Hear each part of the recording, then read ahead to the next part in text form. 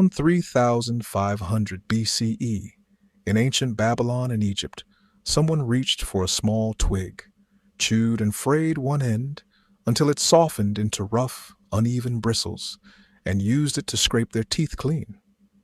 It sounds almost too simple to matter, but archaeologists have found these frayed chew sticks carefully buried alongside their owners in Egyptian tombs, a tool considered so essential to daily life that people wanted it with them even in the afterlife. Think about what that actually means. Thousands of years before toothpaste, before dentists, before anyone understood bacteria or cavities in any scientific sense, humans already recognized that their teeth needed active physical care. It wasn't elegant, it wasn't particularly effective by today's standards, and it certainly wasn't comfortable. But it was humanity's first real attempt to solve a problem every single person on Earth still quietly deals with every single morning of their life. What's remarkable is that this same basic idea, take something simple, fray it, and use it to physically clean your teeth, would go on to survive, almost unchanged in concept, for the next 5,000 years. Around 1600 BCE, far from Egypt, the Chinese developed their own independent solution, chewing sticks cut specifically from aromatic tree twigs, prized not only for scraping teeth clean, but for the pleasant scent they left behind afterward. This wasn't a passing habit. It became a deeply embedded daily ritual across Asia, practiced for well over 1,000 years before anything resembling a true bristle brush ever existed. Meanwhile, in a completely separate part of the world, the Islamic tradition of the miswak emerged, a stick cut from the arak tree, prized for both its cleaning properties and its natural antibacterial compounds, which modern science has since confirmed are genuinely effective. The miswak became deeply woven into religious life, used as part of ritual cleansing before daily prayer, a practice still followed by millions of people today.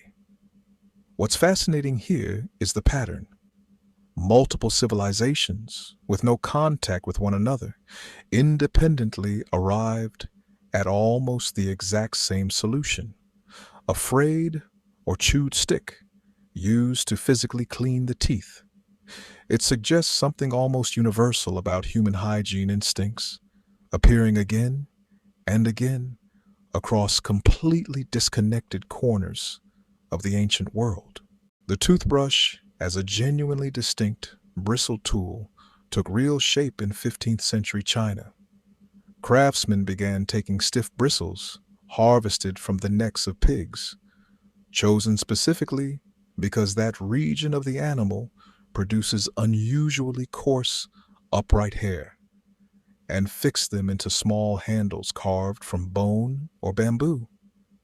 This was the first design in recorded history that a modern person would immediately recognize as a genuine toothbrush. As Chinese trade routes connected further with Europe over the following centuries, this design gradually traveled westward, carried by merchants and travelers exchanging goods across vast distances. Once it reached European hands, the design didn't stay identical for long. Europeans frequently found pig bristle too coarse and unpleasant, and many began substituting it with softer horsehair, or in some cases, feathers, depending on what materials were locally available and preferred. For the very first time in this tool's long history, toothbrush design was genuinely spreading and evolving across continents, shaped not by a single inventor, but by countless small, local adaptations happening independently in cities and villages all across the ancient trading world. In 1780, an Englishman named William Addis, according to popular history while serving time in prison, allegedly saved a small bone left over from a meal, carved it into a handle, drilled a series of small holes into one end, and tied in tufts of swine bristle he'd managed to acquire. The result is widely considered the first mass-produced toothbrush design in Western history. After his release, Addis went on to found a toothbrush manufacturing company that would go on to operate successfully for well over a century. By 1844, further refinement led to the first three-row bristle brush design, a layout that, remarkably, still closely resembles the toothbrush shape sitting in your bathroom cup today. For over 100 years following this design, though, one significant limitation remained frustratingly unresolved. Every single toothbrush produced anywhere in the world still relied entirely on animal hair, a material that came with real, unavoidable hygiene concerns, inconsistent quality, and durability problems that nobody had yet found a way to properly solve. The true turning point in this entire history arrived in 1938, when the chemical company DuPont introduced nylon to the world, a fully synthetic material that finally allowed manufacturers to replace animal hair bristles once and for all. Nylon bristles were dramatically more hygienic than pig hair or horsehair, held their shape far better over time, and, crucially, could be mass-produced with a level of consistency animal materials simply could never achieve. By the 1950s, softer nylon bristle designs had become the clear consumer preference, and toothbrush manufacturing shifted decisively into full industrial-scale production. What had once been a hand-carved animal hair tool, crafted individually by skilled artisans, had, within just a few decades, become an inexpensive, thoroughly hygienic object manufactured by the millions and made genuinely available to nearly everyone, regardless of wealth or social status. Today, the once humble toothbrush has splintered into an almost bewildering variety of forms: soft, medium, and firm bristle options, ergonomically curved grips designed around modern research into hand movement, and electric versions featuring rotating or vibrating heads, a concept first introduced all the way back in the late 1930s and steadily refined ever since.